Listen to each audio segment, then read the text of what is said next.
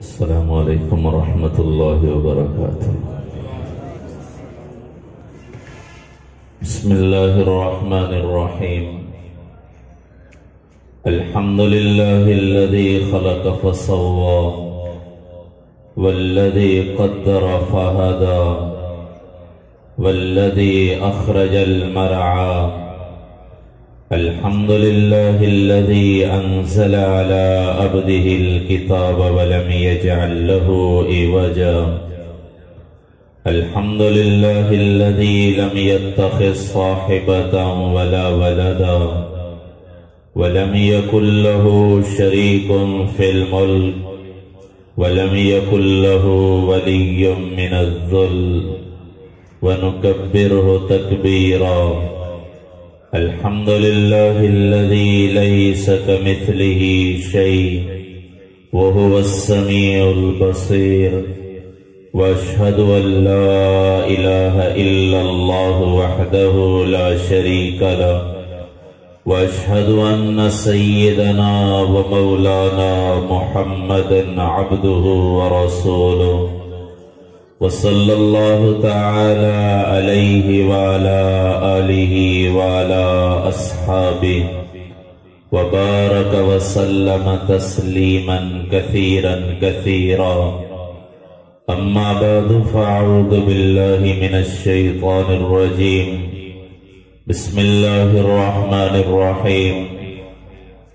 هو الذي بعث في الأميين رسولا منهم يتلو عليهم آياته ويزكيهم ويعلمهم الكتاب والحكمة وإن كانوا من قبل لفي ضلال مبين.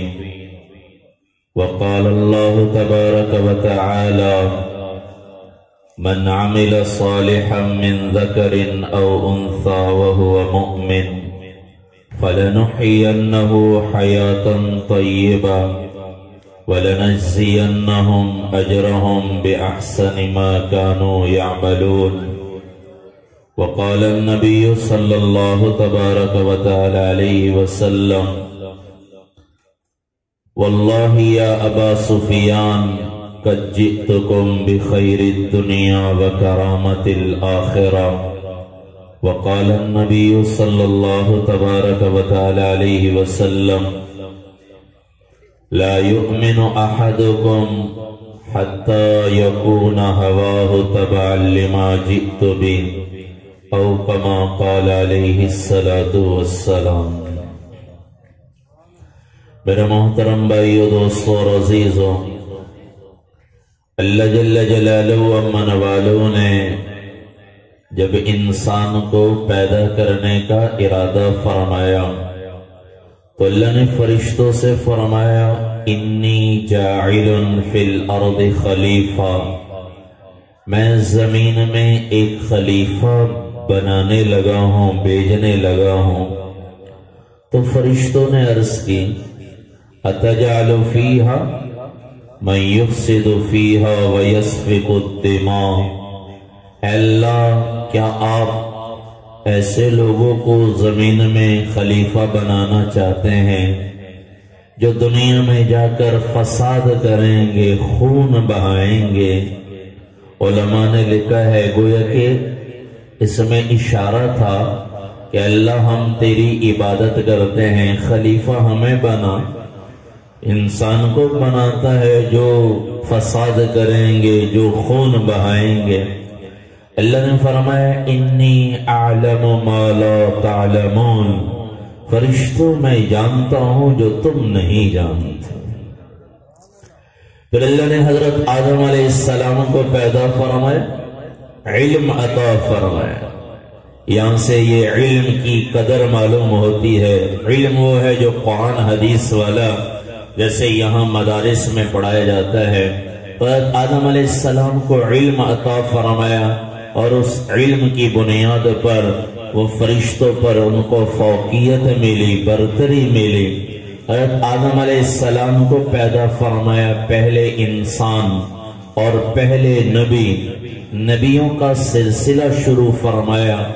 امام الانبیاء خاتم النبیین سید المرسلین حضرت محمد صلی اللہ علیہ وسلم پر اللہ نے یہ سلسلہ ختم فرمایا۔ نبی کس لیے آتے تھے دنیا میں؟ انبیاء وما ارسلنا من رسول الا لیطاع باذن اللہ۔ اللہ فرماتے ہیں ہم نے ان رسولوں کو اس لیے بھیجا ہے کہ ان کی اطاعت کی جائے، ان کی فرمان برداری کی جائے، ان کی زندگی اپنائی جائے۔ اللہ نے پھر اپنے محبوب نبی علیہ السلام کو دنیا میں بھیجا، جس کو اللہ خود فرما رہے ہیں هو الذی بعث فی الامیین رسولا منہم، وہ اللہ ہی ہے جس نے انہی میں سے، انسانوں میں سے رسول بنا کر بھیجا۔ امی کا معنی ہمارے استاد کرتے تھے، امی کا معنی ان پڑھ نہیں بلکہ امی کا معنی جو کسی دنیا کے انسانوں سے نہ پڑھے ہوئے ہو، کسی انسان سے نہ پڑھے ہوں، براہ راست جن کی تربیت اللہ نے فرمائی، انہی میں سے انسانوں میں سے رسول بنا کر بھیجا ہے۔ اللہ کے نبی کا فرمان ہے ان اللہ خلق الخلق، اللہ نے ساری مخلوقات کو پیدا فرمایا۔ یہ انسانوں کی تحقیقات ہے کہ 18,000 مخلوقات اللہ نے خشکی میں پیدا فرمائی ہے، 35,000 سے زیادہ مخلوقات اللہ نے پانی میں پیدا فرمائی ہے۔ ان سب میں سب سے افضل، سب سے اعلیٰ اللہ نے انسان کو پیدا فرمایا ہے۔ وَلَقَدْ كَرَّمْنَا بَنِي آدَمَ وَالتِّينَ وَالزَّيْتُونَ وَطُورِ سِينِينَ وَهَذَا الْبَلَدِ الْأَمِينَ لَقَدْ خَلَقْنَا الْإِنسَانَ فِي أَحْسَنِ تَقْوِيمٍ۔ اللہ کے نبی فرما رہے ہیں ساری مخلوقات کو اللہ نے پیدا فرمایا۔ فَجَعَلَنِي فِيهِمْ خَيْرًا، اللہ نے سب سے بہترین مخلوق انسانوں میں مجھے پیدا فرمایا۔ فَجَعَلَهُمْ فِرْقَتَيْنِ، پھر اللہ نے ان کے گروہ بنائے، کسی کو عرب بنایا، کسی کو عجم بنایا۔ فَجَعَلَنِي فِي خَيْرِهِمْ فِرْقَةً، سب سے بہترین گروہ عربوں میں مجھے پیدا فرمایا۔ فَجَعَلَهُمْ قَبَائِلَ، پھر اللہ نے آگے ان کے قبیلے بنائے۔ فَجَعَلَنِي فِي خَيْرِهِمْ قَبِيلًا، سب سے بہترین قبیلے قریش میں مجھے پیدا فرمایا۔ فَجَعَلَهُمْ بُيُوتًا، پھر آگے اللہ نے ان کے خاندان بنائے، قبیلوں کے خاندان بنے۔ فَجَعَلَنِي فِي خَيْرِهِمْ قبیلہ، اللہ نے سب سے بہترین خاندان بنو ہاشم میں مجھے پیدا بیوتا۔ فَجَعَلَنِي فِي خَيْرِهِمْ بَيْتًا، سب سے بہترین خاندان بنو ہاشم میں مجھے پیدا فرمایا۔ پھر اللہ کے نبی نے فرمایا فَأَنَا خَيْرُكُمْ أَبًا وَنَفْسًا، لوگوں میں جان کے لحاظ سے بھی سب سے اعلیٰ ہوں، میں خاندان کے لحاظ سے بھی سب سے اعلیٰ ہوں، سب سے اعلیٰ رسول۔ دوسری روایت میں اللہ کے نبی نے فرمایا ان اللہ اصطفیٰ کنان من ولد اسماعیل، حضرت اسماعیل علیہ السلام کی اولاد میں اللہ نے بنی کنانہ کو چنا، منتخب کیا۔ ہمارے ہاں دکاندار، سبزی بیچنے والا، فروٹ بیچنے والا بازار جاتا ہے، منڈی میں جاتا ہے، منڈی میں ٹرک کھڑا ہے، سیبوں کا کریٹ پڑے ہوئے، ایک اپنی پسند کا کریٹ اٹھاتا ہے، پھر وہ آ کر دکان پہ ریڈی پہ لگاتا ہے۔ ہم خریدنے جاتے ہیں، 1 کلو سیب لینا ہے، ہم اپنی پسند کا اٹھاتے ہیں، پھر گھر لے کر آتے ہیں، بیٹے کو بیٹی کو کہتے ہیں بیٹا سیب لے لو، وہ اپنی پسند کا اٹھاتا ہے۔ یہ انتخاب ہے۔ اللہ کے نبی نے فرمایا اللہ نے اسماعیل علیہ السلام کی اولاد میں سے بنی کنانہ کو چنا۔ وَاصْطَفَىٰ قُرَيْشًا مِّن بَنِي کِنانہ، پھر بنی کنانہ میں سے اللہ نے قریش کو چنا۔ وَاصْطَفَىٰ بنی ہاشم من قریش، پھر اللہ نے قریش میں سے بنو ہاشم کو چنا۔ وَاصْطَفَانِي مِن بَنِي ہاشم، پھر اللہ کے نبی نے فرمایا اللہ نے بنو ہاشم میں مجھے چنا ہے۔ دوسری پہلی والی روایت کہ اللہ کے نبی فرما رہے لوگوں میں جان کے لحاظ سے بھی سب سے اعلیٰ ہوں، میں خاندان کے لحاظ سے بھی سب سے اعلیٰ ہوں۔ جان کے لحاظ سے بھی سب سے اعلیٰ اللہ نے محبوب نبی عطا فرمائے ہیں جن کے ہاتھ میں جنت کی چابی ہے. ان الجنت حرمت علی الانبیاء حتی ادخلها، جو شافی محشر ہیں، ساقی کوثر ہیں، جو سب سے پہلے اللہ کے نبی نے فرمایا میں انا اول شافع من تشفع، قیامت کے دن سب سے پہلے میں شفاعت کروں گا اور میری شفاعت قبول کی جائے گی. سب سے پہلے شفاعت کا حق اللہ کے نبی کو جان کے لحاظ سے بھی سب سے اعلیٰ ہے اور خاندان کے لحاظ سے بھی سب سے اعلیٰ ہے. اللہ فرما رہے ہیں لقد جاءکم رسول من انفسکم، لوگو یہ رسول آئے ہیں تمہاری طرف، تمہیں میں سے آئے ہیں جن کے حسب نصر سے تم واقف ہو. کون ہیں؟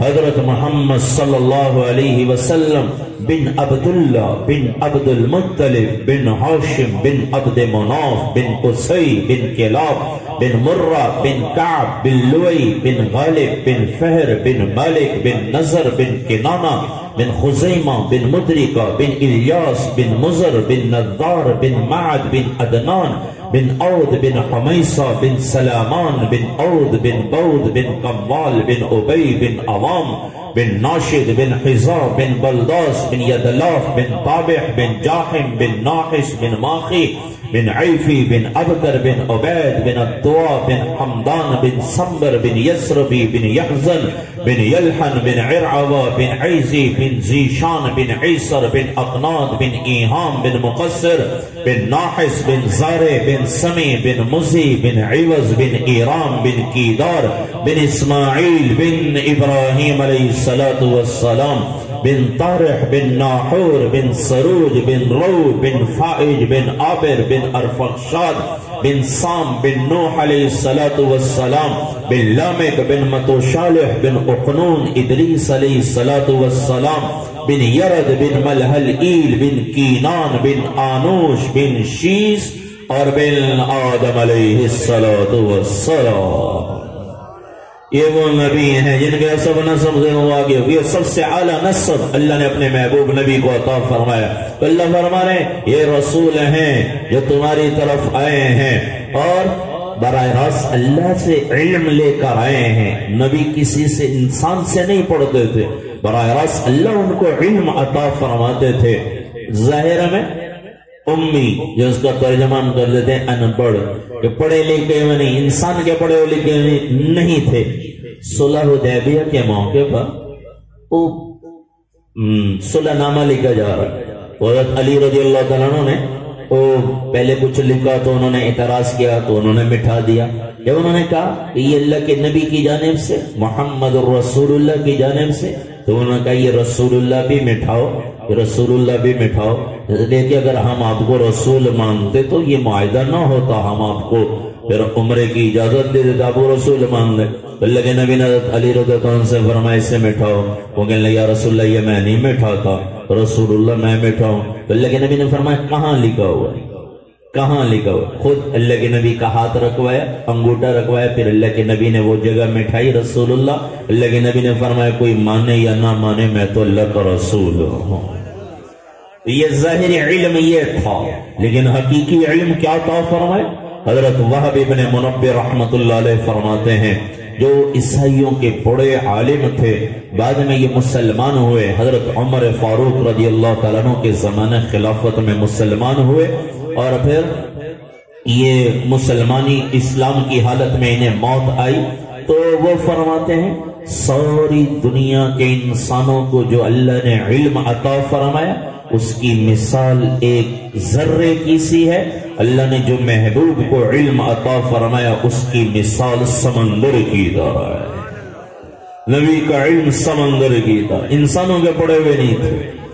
اللہ کے نبی نماز پڑھا رہے ہیں، نماز پڑھاتے پڑھاتے اللہ کے نبی نماز کے دوران آگے چلنے لگے. یہ محراب جو مسجد کا محراب ہے یہ بعد میں حضرت عمر بن عبدالعزیز رحمت اللہ علیہ کے دور سے یہ بننے شروع ہوئے. پہلے صرف آگے تھوڑی سی آگے کو دیوار بڑی ہوئی تھی اور یہ مینار یہ بھی حضرت عمر بن عبدالعزیز رحمت اللہ علیہ کے دور سے شروع ہوئے ہیں. تو اللہ کے نبی چلتے چلتے وہاں پہنچے دیوار تک. پھر آپ تھوڑی دیر کھڑے رہے، پھر آپ پیچھے ہٹے، اپنی جگہ پر تشریف لائے، پھر آپ پیچھے ہٹتے چلے گئے، پچھلی صف تک پہنچے ہیں، پھر آپ دوبارہ اپنی جگہ تشریف لے آئے۔ صحابہ نے نماز کے بعد پوچھا یا رسول اللہ آج تو عجیب منظر دیکھا۔ اللہ کے نبی نے فرمایا کہ میں نماز پڑھا رہا تھا تو جنت کا ذکر آیا۔ جنت کہاں ہے؟ ساتوں آسمان سے اوپر جنت ہے۔ اللہ نے جنت کا نظارہ میرے سامنے پیش کیا، میں اپنی آنکھوں سے جنت دیکھتا رہا اور میں اس لیے آگے کو بڑھ گیا تھا۔ یہ علم تھا۔ وہ جنت کہاں؟ ساتوں آسمان سے اوپر۔ وہ علم عطا فرمایا اللہ نے کہ جو کسی انسان کا نہیں تھا۔ اللہ فرمانے یہ تمہاری طرف رسول آئے ہیں، یا بعث فی الامیین رسولا منہم یتلو علیہم آیاتی، جو تمہیں اللہ کی آیتیں پڑھ کر بتاتے ہیں اور تمہیں قرآن بتاتے ہیں، تمہیں آخرت کے انجام سے باخبر کرتے ہیں۔ کہ اللہ کے نبی یہی بتانے آئے تھے تبارک الذی نزل الفرقان علی عبدہ لیکون للعالمین نذیرا۔ اللہ نے قرآن اتارا اپنے محبوب نبی پر اس لیے کہ سارے جہان والوں کو آخرت کے انجام سے باخبر کرو۔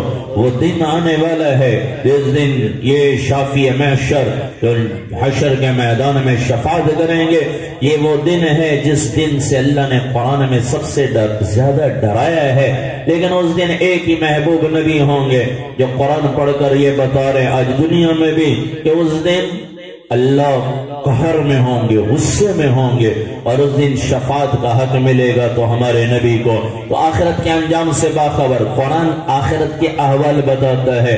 لیکن افسوس آج دنیا کی وہ اخبار اور دنیا کی خبروں پہ ہمیں یقین آ گیا، قرآن جو سچی کتاب ہے اس میں شک ہونے لگ گیا۔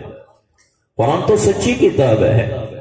قرآن کہتا ہے من عمل صالحا من ذکر او انثى وهو مؤمن فلنحینہ حیاتا طیبہ۔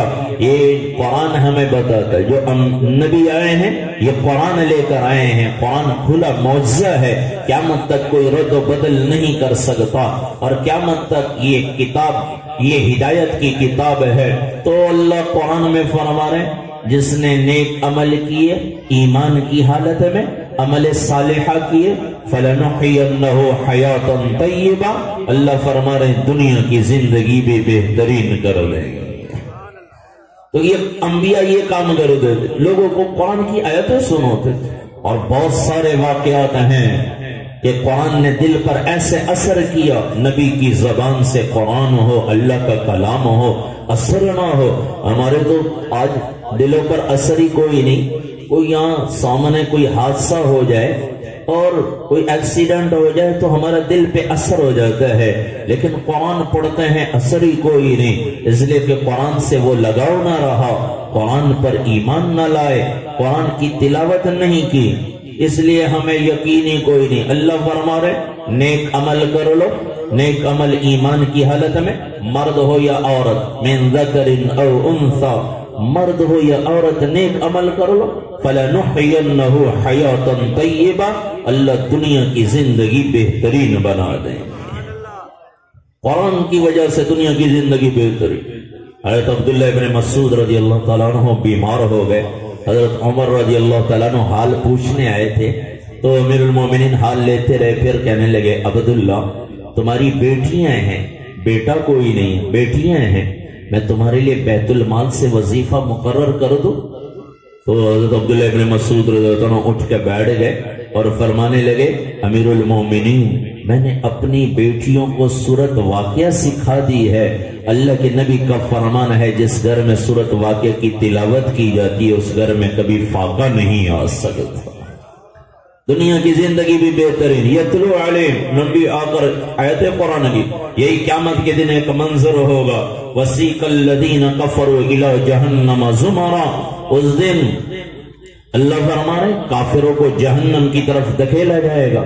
جب یہ جہنم کے دروازے پہ پہنچیں گے تو اسی وقت جہنم کے دروازے کھلیں گے اور فرشتے کہیں گے الم یأتکم رسل منکم، کیا تمہاری طرف رسول بتانے والے نہیں آئے تھے؟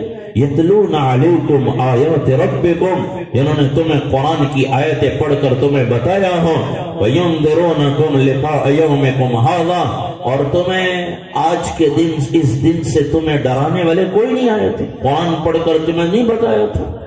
قرآن یہ حقیقت بتاتا ہے، اور نبی آ کر قرآن کی تلاوت کرتے تھے، قرآن کی آیتیں لوگوں کے سامنے پڑھتے تھے اور آخرت کے انجام سے باخبر کرتے تھے۔ دوسری جگہ ہے اللہ فرما رہے ہیں کہ تیرے پاس میری آیتیں آئی تھی، تو نے ان کو بلا دیا، وَقَذَلِكَ الْيَوْمَ تُنْسَى، آج کے دن تجھے بلا دیا جائے گا۔ تو اس لیے بھائیو، نبیوں کا یہ کام تھا، نبیوں کے وارث کا بھی یہی کام ہے۔ یہ جتنے مدارس ہیں، جتنے علماء ہیں، علماء ہی نبی کے حقیقی وارث ہیں۔ اللہ کے نبی نے فرمایا یہ میرے بھی وارث ہیں اور انبیاء کے بھی وارث ہیں، ان کا بھی یہی کام ہے، یہی کام قرآن کی آیتیں پڑھ کر بچوں کے سینے میں بھی قرآن محفوظ کرتے ہیں اور ان کو قرآن کے مطابق زندگی لانے کی کوشش کرتے ہیں کہ ان کی زندگی بھی قرآن پر آ جائے۔ وَيُزَكِّيهِمْ وَيُعَلِّمُهُمُ الْكِتَابَ، اور ان کو احکامات سکھاتے ہیں، کتاب سکھاتے ہیں یعنی احکامات سکھاتے ہیں کہ لوگوں، مال سے زندگی نہیں بنتی، اعمال سے زندگی بنتی، مال سے زندگی نہیں بنتی، عمل سے زندگی بنتی۔ عمل اپناؤ، اللہ کے محبوب نبی علیہ السلام نے یہی کام کیا، یہ اللہ کے نبی یہی کام کرتے تھے، احکامات سکھاتے تھے۔ ایک صحابی ہے، یا رسول اللہ مجھے آج کے دن تجارت میں اتنا نفع ہوا، میں نے اتنا کمایا کہ کسی کو اتنا نفع نہیں ہوا۔ وہ کہنے لگا، اللہ کے نبی نے فرمایا کتنا کمایا؟ کہنے لگے 300 اوقیہ چاندی، 300 اوقیہ چاندی آج کا ہزاروں روپیہ بنتا ہے۔ کچھ جب پہلے چاندی کی قیمت کم تھی تو میں نے ایک سنارے سے پوچھا تھا، وہ 400-500 روپے کی قیمت تھی چاندی کی، تو وہ کہنے لگے 30,000 سے اوپر کی رقم بنتی ہے۔ اب تو چاندی کا ریٹ بڑا ہوا ہے، تو آج کے زمانے میں تو 60-70 ہزار یا اس سے زیادہ کی رقم بنتی ہے۔ تھوڑی دیر میں اتنا کمایا۔ اللہ کے نبی کیا فرمانے لگے؟ پتہ چل گیا کہ یہ احکامات سے، چیزوں سے متاثر ہے، مال کی سے اللہ کے نبی نے اعمال کی طرف ہٹایا ہے۔ اللہ کے نبی نے فرمایا یہ کیا نفع ہے، یہ کیا نفع ہے؟ میں اس سے بھی تھوڑے وقت میں زیادہ نفع والی چیز بتاؤں؟ عرض کیا رسول اللہ ضرور بتائیں۔ اللہ کے نبی نے فرمایا فرض نماز کے بعد 2 رکعت نفل، یہ اس سے بھی تھوڑے وقت میں زیادہ نفع کی چیز ہے۔ حکم کی اعمال کی طرف پھیر رہا ہے، نہیں، زندگی مال سے نہیں بنتی، زندگی اعمال سے بنتی ہے۔ ہمارے معیشت، ہماری معاشرت، ہمارا لین دین، ہماری زندگی، ہمارا رہن سہن یہ ٹھیک ہوگا، سکون والا ہوگا جب ہماری زندگی میں محبوب والے عمل ہوں گے۔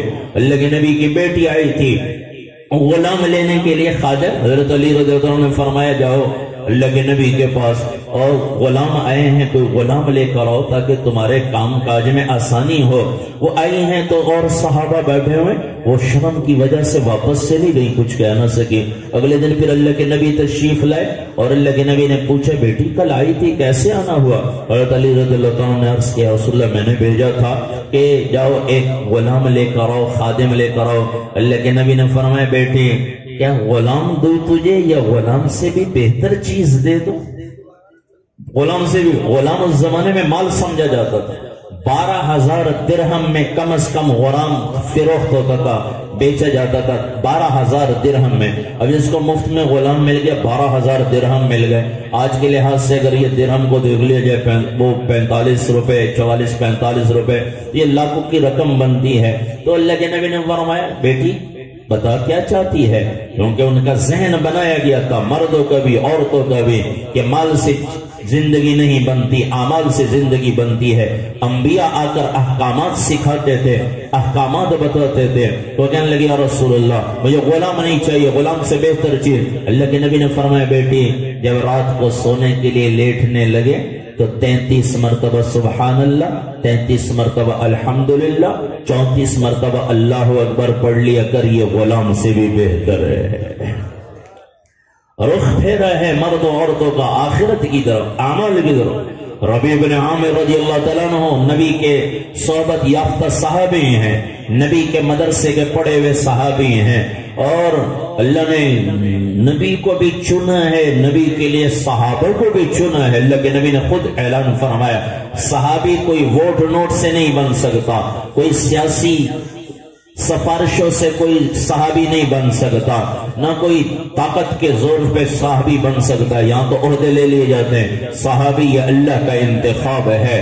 اللہ نے اپنے پیغام پہنچانے کے لیے نبیوں کا انتخاب فرمایا، اللہ نے اپنے محبوب کے پیغام کو پہنچانے کے لیے صحابہ کا انتخاب فرمایا۔ سارے دنیا کے کتب غوث ولی مل کر صحابی کے مقام کو نہیں پہنچ سکتے، اور سارے صحابہ مل کر نبی کے مقام کو نہیں پہنچ سکتے۔ یہ دو جماعتوں کا انتخاب اللہ کی طرف سے۔ تو ربیع بن عامر رضی اللہ تعالیٰ عنہ نبی کے صحبت یافتہ تھے، وہ چیزوں سے نہیں متاثر ہوتے تھے، وہ دنیا کی اسباب سے متاثر ہونے والے نہیں تھے، کیونکہ اللہ کے نبی نے ان کے ذہن میں یہی بٹھایا تھا، انہیں عمل کر لو، آخرت میں عمل کام آئیں گے، قیامت کے دن عمل کام آئیں گے۔ دنیا میں بھی اللہ کا اعلان ہے دنیا کی زندگی بھی بہترین بنا دوں گا۔ تو ربیع بن عامر گئے ہیں رستم کے دربار، وہ قالین کو چیرتے ہوئے جا رہے ہیں، اور جا کر رستم کے ساتھ بیٹھے ہیں۔ وہ کہنے لگے کیوں آئے ہو، کس لیے آئے ہو، کیا غربت نے نکالا ہے؟ پتہ تھا وہ تلوار جو تھی وہ چیتڑوں میں، اور سواری وہ گدھے پر سوار ہو کر گئے ہیں، تو کیا دنیا کی چیزوں نے نکالا ہے، فاقے نے نکالا ہے؟ کہنے لگے نہیں، ہم آئے نہیں ہیں، ہمیں تو بھیجا گیا ہے۔ ان اللہ ابتعثنا، اللہ نے ہمیں بھیجا ہے۔ کس لیے بھیجا ہے؟ لنخرج العباد من عبادت العباد الى عبادت رب العباد۔ ہم اس لیے آئے ہیں، اللہ نے ہمیں اس لیے بھیجا ہے کہ ہم لوگوں کو لوگوں کی بندگی سے نکال کر اللہ کی بندگی پر لے آئے، لوگوں کی بندگی سے نکال لیں۔ یعنی مخلوق سے کچھ نہیں ہوتا، ایک اللہ کرتے ہیں۔ عزت ذلت کا مالک اللہ ہے، نفع نقصان کا مالک اللہ ہے، دنیا جہان کی چیزوں کا مالک اللہ ہے، اسباب کا مالک اللہ ہے۔ جیسے اللہ چاہیں گے ویسے استعمال ہوں گے۔ اللہ کی حکم اجازت کے بغیر چیزیں نفع نہیں دے سکتی، نقصان نہیں دے سکتی۔ حضرت علی رضی اللہ عنہ نکلنے لگے سفر پر، گھوڑے پر سوار ہوئے، تو جیسے ہی باہر نکلے ہیں ایک آدمی نے گھوڑے کی لگام پکڑی اور کہنے لگے امیر المومنین، میں ستاروں کا علم جانتا ہوں، میں نے حساب لگایا ہے کہ آپ کا اس وقت میں نکلنا مناسب نہیں ہے، نقصان دہ ہے۔ حضرت علی رضی اللہ عنہ زور سے اس کے سینے پہ ہاتھ مارا، اسے پیچھے گرایا اور فرمانے لگے ارے اللہ کے بندے، میں اس رب پر ایمان لایا ہوں جو نفع نقصان کا مالک ہے۔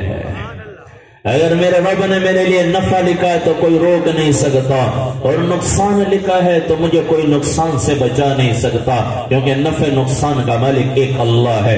تو ربیع بن عامر رضی اللہ عنہ فرما رہے انبیاء جو احکامات بتاتے تھے یہی کہ لوگوں کی بندگی سے نکلو، کسی سے امیدیں نہ رکھو۔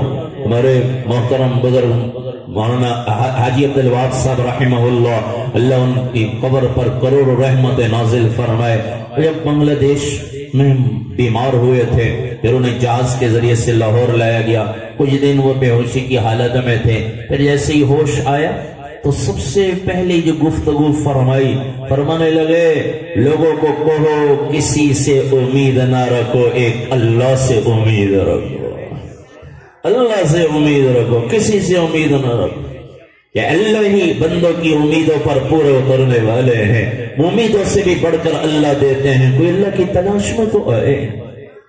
تو ربیع بن عامر رضی اللہ فرما رہے ہیں لوگوں کو لوگوں کی بندگی سے نکالنا ہے، اللہ کی بندگی پر، اور دنیا کی تنگی سے نکالنے کے لیے آئے ہیں، آخرت کی وسعت پر ڈالنے کے لیے آئے ہیں۔ یا دنیا تنگ ہے، آخرت وسیع ہے، آخرت وسیع ہے، دنیا معمولی ہے، درجے کی ہے۔ اللہ کے نبی کے پاس ایک صحابی بدو دیہاتی آیا، کہنے لگے یا رسول اللہ جنت میں انگور ہوں گے؟ انگور؟ اللہ کے نبی نے فرمایا ہاں ہوں گے۔ کہنے لگے کتنا بڑا انگور کا گچھا ہوگا؟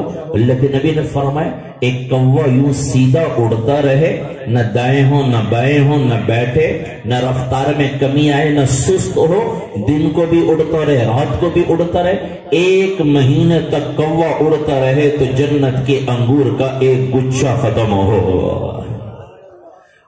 کہنے لگے یا رسول اللہ ایک دانہ کتنا بڑا ہوگا؟ جنت میں انگور کا ایک دانہ. اللہ کے نبی نے فرمایا تیرے باپ نے کبھی چھترا ذبح کیا ہے بڑا دمبا؟ اللہ کے ہاں.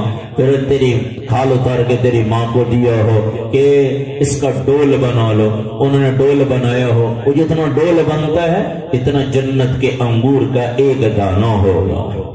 اور دیہاتی آدمی سے کہنے لگا یا رسول اللہ پھر تو میرے لیے میری گھر والی کے لیے ایک دانہ ہی کافی ہے. اللہ کے نبی نے فرمایا تیرے سارے خاندان کے لیے ایک دانہ کافی ہے. تو نبی یہ بتاتے ارے یہ دنیا تنگ ہے, دنیا تنگ ہے, یہاں کی زمینوں پہ یہاں کی جائیدادوں پہ فخر نہ کرو. میرے نبی کا فرمان ہے جنت کے ایک بالی زمین کی قیمت پوری دنیا کے انسان مل کر ادا نہیں کر سکتے. ایک بالی زمین کی قیمت پوری دنیا کے انسان مل کر ادا نہیں کر سکتے. تو وہ جنت ملے گی پھر کیسے؟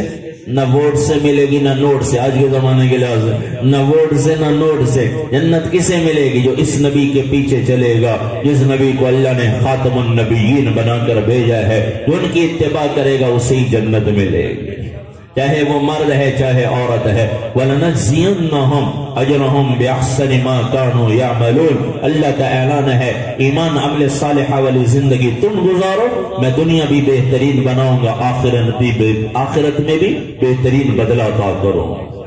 عددت لعبادی الصالحین, میں نے نیک بندوں کے لیے اللہ فرما رہے وہ چیزیں تیار کی ہیں ما لا عین رعت, جن کو کسی آنکھ نے نہیں دیکھا, ولا اذن سمعت, نہ کسی کان نے سنا, ولا خطر علی قلب بشر, نہ کسی کے دل پر خیال گزرا ہے کہ وہ کیسی چیزیں ہیں. تو ربیع بن عامر رضی اللہ عنہ فرما رہے ہیں ہم لوگوں کو دنیا کی تنگی سے نکالنے آخرت کی وسعت پر لانے آئے ہیں. ہم اسلام سچے مذہب جھوٹے دینوں سے نکال کر اسلام کے سچے مذہب کی طرف لانے کے لیے آئے ہیں. تو یہ نبی کی تعلیمات تھی کہ ان کو احکامات سکھاتے تھے, ان کو اعمال کی طرف پھیرتے تھے, مرد و عورتوں کو اعمال کی طرف, مرد و عورتوں کو اعمال کی طرف, کہ عمل سے زندگی بنے گی, دنیا بھی بنے گی, آخرت بھی بنے گی, تو اعمال سے بنے گی. اور پھر آگے تیسرا کام ہے نبیوں کا. پہلا کام وہ آ کر قرآن کی تلاوت کرتے تھے, دوسرا کام ان کو احکامات سکھاتے تھے, وَيُزَكِّيهِمْ, ان کا تزکیہ کرتے تھے. ظاہر میں بھی صفائی, باطن میں بھی صفائی. احکامات سے ظاہر میں صفائی, احکامات سے, اور باطن بھی صاف ہوتا ہے. لیکن مستقل محنت بھی اللہ کے نبی اس پر کراتے تھے کہ باطن بھی صاف ہو, اندر سے بھی آدمی کی کسی کے لیے بغض نہ ہو, نفرت نہ ہو. اللہ کے نبی صلی اللہ علیہ وسلم بیٹھے ہوئے, صحابہ بھی بیٹھے ہوئے. ایک صحابی آنے لگے تو اللہ کے نبی نے فرمایا ابھی یہاں سے ایک صحابی آدمی آئے گا جو جنتی ہے, جنتی ہے. وہ ایک صحابی آئے. پھر اگلے دن یہی معاملہ ہوا, وہی صحابی آ رہے, اللہ کے نبی نے فرما رہے ابھی یہ یہاں سے ایک آدمی آئے گا جو جنتی ہے. پھر وہی صحابی آئے, پھر تیسرے دن بھی یہی معاملہ. اب صحابہ میں یہ چیز تھی وہ ایک دوسرے سے آگے بڑھنے کی کوشش کرتے تھے نیک عملوں میں. ہماری مجلس میں تو کسی کا اچھائی کے ساتھ تذکرہ ہو جائے تو ہم کہتے ہیں میں جانتا بڑا حاجی بڑھ گئے, وہ فوراً برائیاں تلاش کرتے ہیں. اور صحابہ اچھائیاں تلاش کرتے تھے. اچھائیاں کی کیا وجہ ہے کہ اللہ کے نبی 3 دن سے جنتی ہونے کا فرما رہے؟ اللہ کے نبی تو تزکیہ کرتے. اور وہ صحابی عبداللہ ابن زید ابن عبد ربی بعضوں نے لکھا ہے کہ جو ساری رات تہجد میں قرآن پڑھتے تھے, سارا دن روزہ رکھتے تھے. لیکن کہنے لگے کہ یہ کیا عمل کرتے ہیں.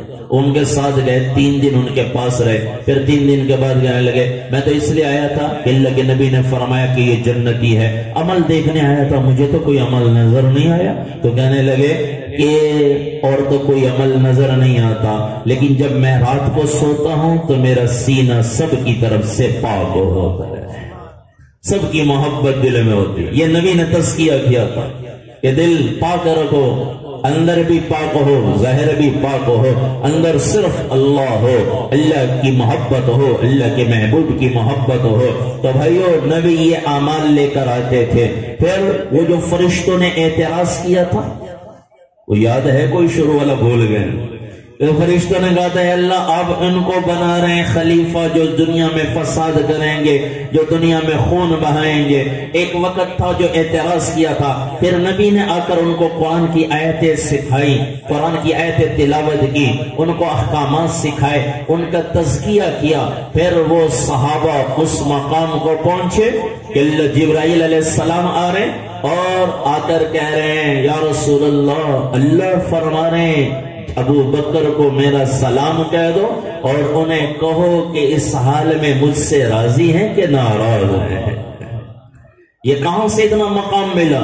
وہ فرشتے فخر کر رہے ہیں، اور فخر کے طور پر علماء صاحب سنتے ہیں، فخر کے طور پر فرشتوں نے اللہ کے نبی سے عرض کیا جبرائیل علیہ السلام نے یا رسول اللہ آج آسمان کے سارے فرشتوں نے وہی لباس پہنا ہے جو ابو بکر نے پہنا ہے۔ یہ کس لیے؟ یہ فخر کے طور پر۔ ایک وقت تھا جب اعتراض کر رہے تھے آپ ان کو خلیفہ بنا رہے، ایک وہ وقت آیا جب فرشتے بھی فخر کر رہے ہیں۔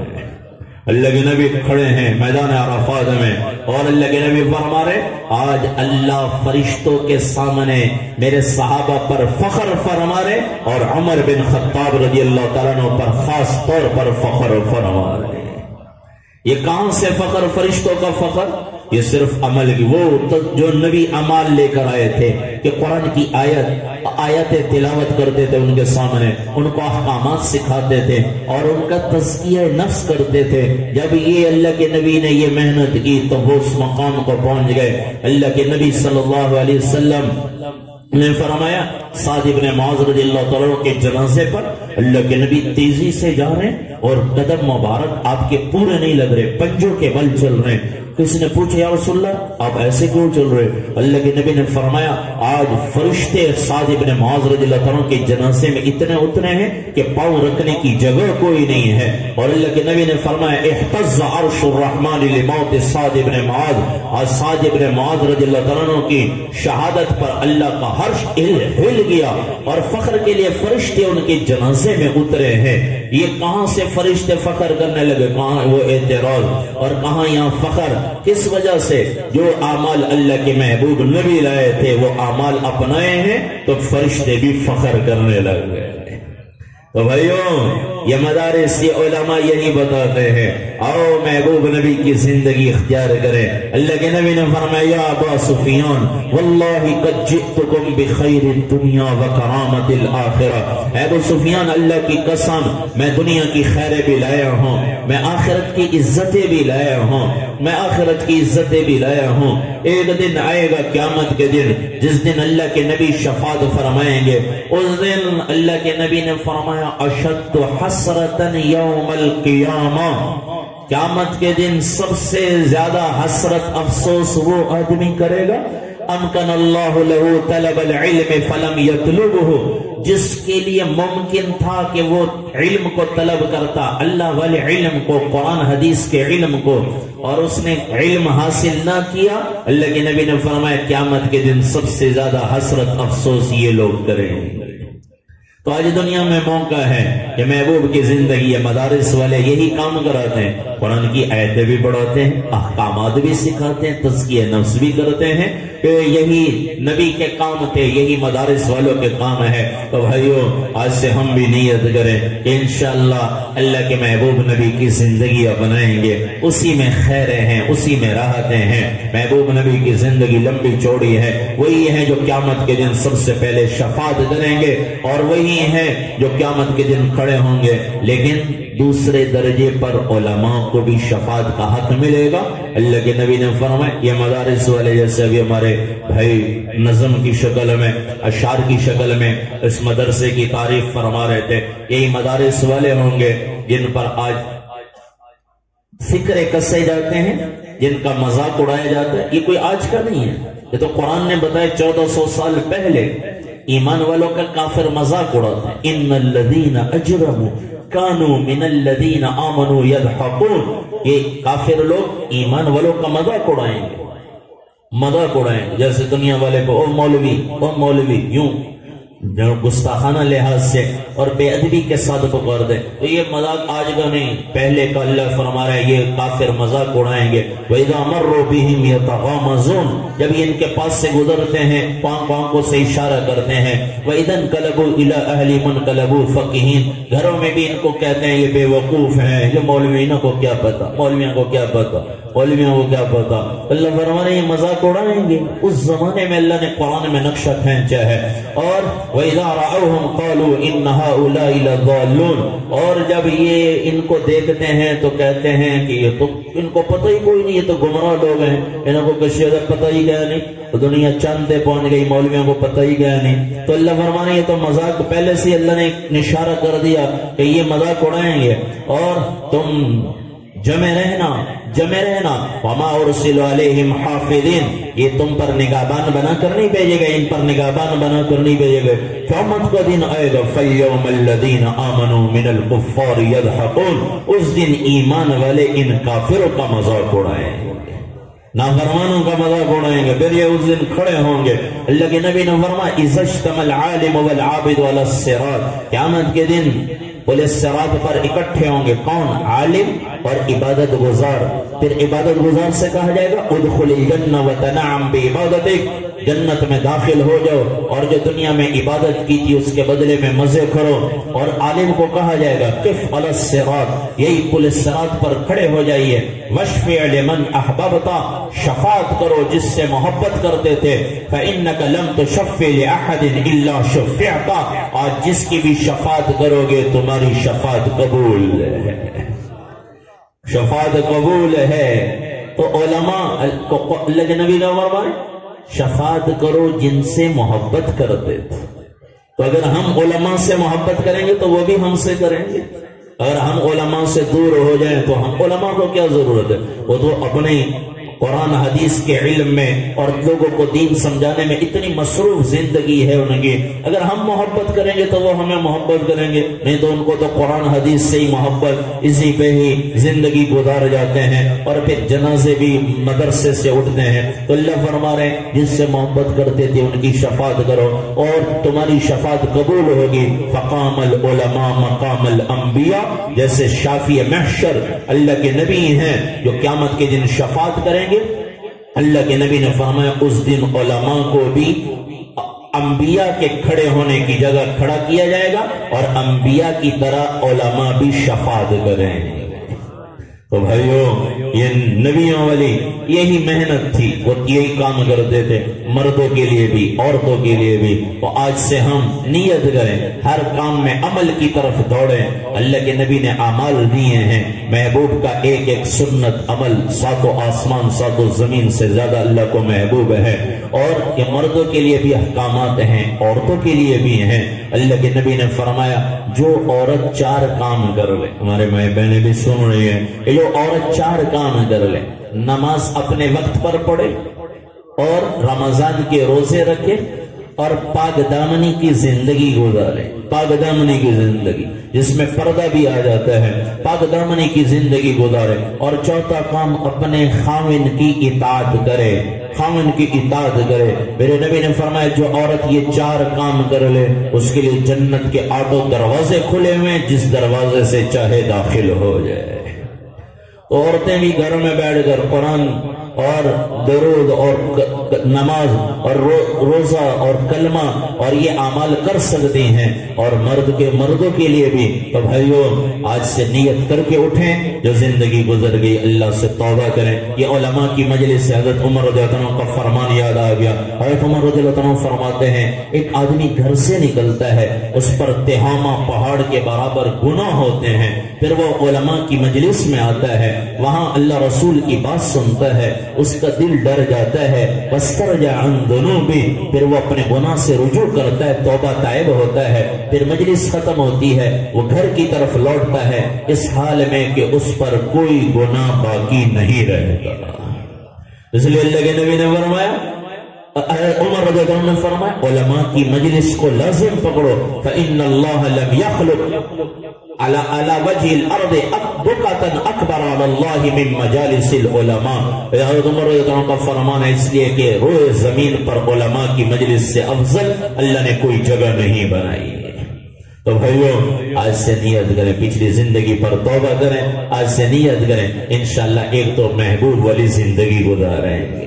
ہر عمل میں علماء سے پوچھیں نبی کی زندگی کے بارے میں, غم آئے علماء سے پوچھیں, خوشی آئے علماء سے پوچھیں, کاروبار کے بارے میں علماء سے پوچھیں, زندگی کا کوئی شعبہ ہے, کھیتی باڑی ہے, ملازمت ہے, کہیں ایسے نہ ہو نبی کی زندگی کے خلاف زندگی گزر گئی, دنیا بھی پریشانی والی ہے آخرت بھی پریشانی والی, تو کریں گے سارے نیت انشاءاللہ. اور خاتم النبیین ہے ہمارے نبی, ہمارا ایمان عقیدہ ہے قیامت تک کے انسانوں کو نبی کا پیغام پہنچانا یہ ہم سب کے ذمہ ہے, صرف علماء کے ذمہ نہیں, صرف قرآن حضرات کے نہیں, قرآن والی زندگی ساری دنیا کے انسانوں تک پہنچانا ہمارے ذمہ ہے. ہر ایک فرد کو ذمہ دار اللہ نے بنایا ہے. تو بھائیو یہ تبلیغ کی محنت اسی کی محنت ہے, اللہ کے راستے میں لوگوں کو محنت کرنا, اپنی زندگی کو سنوارنا.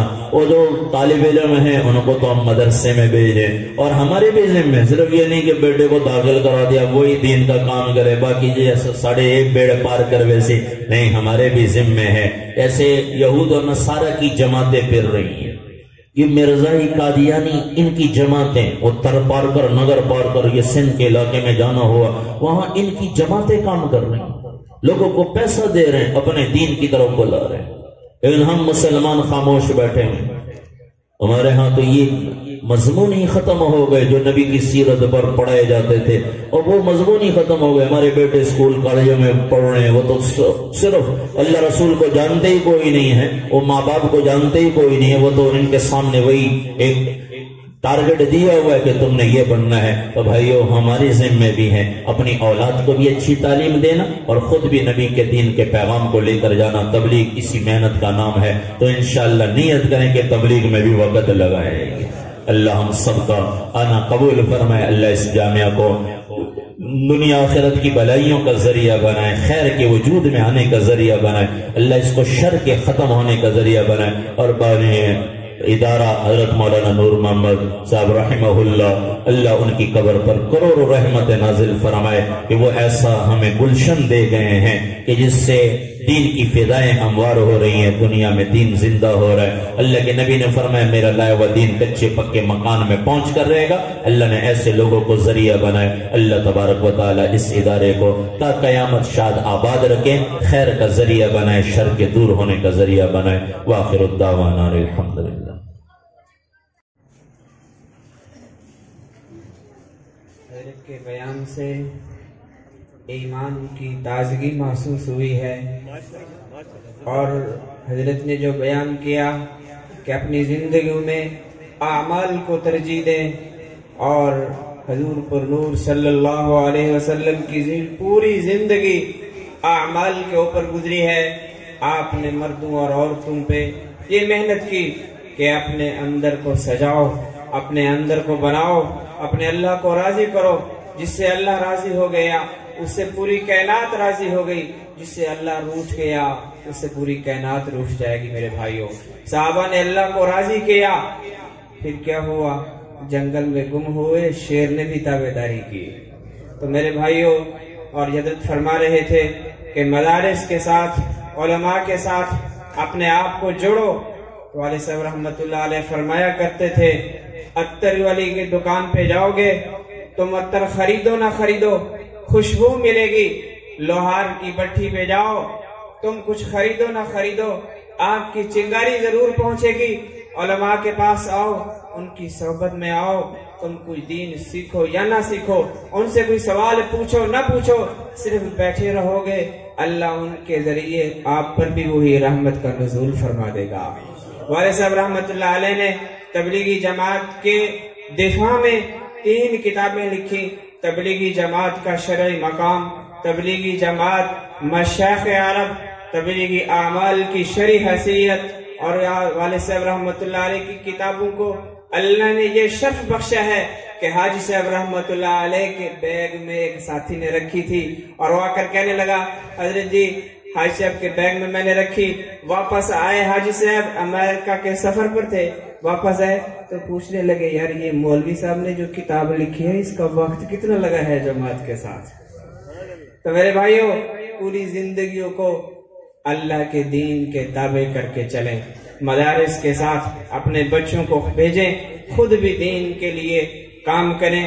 اور حضرت کے بیان میں اللہ نے یہ تاثیر رکھی، ایسا محسوس ہوا کہ ہمارے درمیان وہ لمحے لوٹ کر آئے ہیں، یہی وہ صحن تھا، یہی وہ سٹیج تھا، یہی کچھ افراد تھے، باقی اللہ کے پاس مہمان ہو چکے ہیں کہ مولانا طارق جمیل صاحب حفظہ اللہ تعالی تشریف لائے تھے، سردار الہی بخش خان صاحب مرحوم رحمت اللہ علیہ ان کو یہاں لے کر آئے تھے، بیان ہوا تھا، اور اللہ نے حضرت کو بھی ملکہ عطا فرمایا ہے۔ دعا ہے اللہ سے بھی حضرت کی طرح وہی اللہ تعالیٰ کام لے، وہی شرف قبولیت سے نوازیں۔ تو ہمارے درمیان محسن المدارس حضرت مولانا نواز صاحب، اللہ نواز صاحب بھی تشریف لا چکے ہیں، اللہ ان کے بھی علم عمل میں برکت عطا فرمائے۔ اب بلا تاخیر ان طلباء کرام کو میں دعوت دوں گا جو حفظ کر چکے ہیں حضرت کے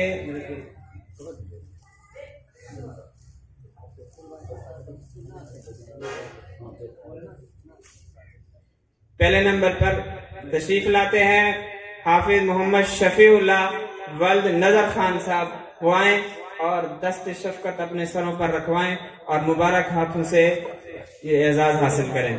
محمد کیف ولد حافظ محمد اکبر، طلباء جلدی جلدی تشریف لائیں۔ خدا بخش ولد محمد مشتاق احمد صاحب، آپ سب حضرات مبارکباد دیتے جائیں، یہ وہ 2 لکھ حاصل کر چکے ہیں، دنیا میں کسی کے پاس نہیں، کوئی زبان جس کے دل میں قرآن کی قدر ہے وہ زبان خالی نہ رہے، سب کے ہیں مبارکباد۔ محمد حمزہ ولد محمد شفیق احمد، یہ چھوٹا بچہ ہے، آپ دیکھیں یہ آیا ہے اور اللہ نے اس کے سینے میں 30 سپارے محفوظ کر دیے ہیں۔ محمد وقاص صاحب ولد حاجی محمد قاسم صاحب، وہ آئیں۔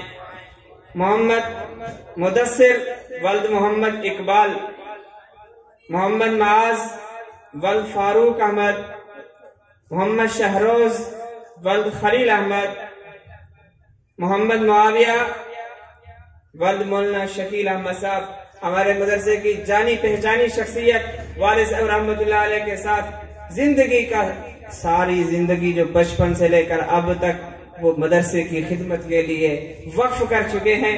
دعا ہے اللہ تعالیٰ مولانا شکیل صاحب کو جزائے خیر عطا فرمائے، سب ساتھی دعا کریں اللہ تعالیٰ ان کی محنت کو دنیا و آخرت کی بھلائی کا ذریعہ بنائے۔